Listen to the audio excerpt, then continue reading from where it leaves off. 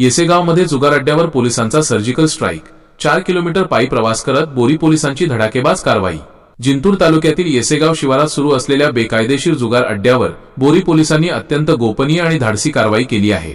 चक्क वेषांतर करून आणि 4 ते 5 किलोमीटर पायी चालत जात पोलिसांनी जुगार खेळणाऱ्या टोळीला रंगेहात पकडले। या कारवाईत रोख रकमेसह एकूण 2,33,670 रुपयांचा मुद्देमाल जप्त करण्यात आला आहे। नेमकी कारवाई कशी झाली? पोलीस अधीक्षक पंकज कुमावत यांच्या मार्गदर्शनाखाली बोरी पोलीस ठाण्याचे सहाय्यक पोलीस निरीक्षक रामेश्वर धोंडगे यांच्या पथकाला येसेगाव शिवारात मोठ्या प्रमाणावर जुगार सुरू असल्याची गुप्त माहिती मिळाली होती। पोलिसांची चाहूल लागल्यास आरोपी पसार होण्याची शक्यता लक्षात घेऊन पोलिसांनी युक्ती लढवली। बीड जमादार राजेश जटाळ, प्रताप साळवणे, पोलीस शिपाई संघसेन कांबळे, रामप्रसाद कोकाटे, अमोल मुंडे आणि पोलीस कर्मचारी रंगरेश यांनी वेषांतर केले। वाहनांचा वापर टाळून या पथकाने 4 ते 5 किलोमीटरचा प्रवास पायी करत जुगार अड्ड्यावर अचानक छापा टाकला। जप्त केलेला मुद्देमाल। छाप्याच्या वेळी काही जण तिरट नावाचा जुगार खेळताना आढळले।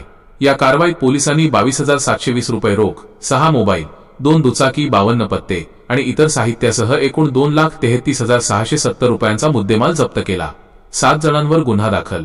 या प्रकरणी गजानन अंभुरे, दत्तराव फाटे, सुरेश शेळके, सोपान कराळे, एकनाथ शेळके, दिनकर शेळके आणि उद्धव शेळके, सर्वरा, येसेगाव यांच्याविरुद्ध महाराष्ट्र जुगार प्रतिबंधक कायद्यान्वये गुन्हा दाखल करण्यात आला आहे।